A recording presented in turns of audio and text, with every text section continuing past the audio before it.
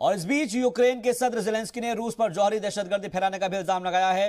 रूस एटमी power plant पर गोलीबारी करके जौहरी दहशतगर्दी फैला रहा है, ये इल्जाम लगाया है ज़ेलेंस्की ने।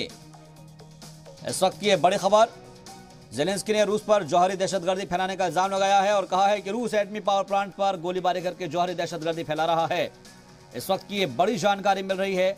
ज़ेलेंस्की मुसलसल बयान दे रहे हैं और ये बता रहे हैं कि रूस पर जौहरी दहशतगर्दी फैलाने का उन्होंने इल्जाम लगाया है और कहा है कि रूस एटमी पावर प्लांट पर गोलीबारी करके जौहरी दहशतगर्दी फैला रहा है।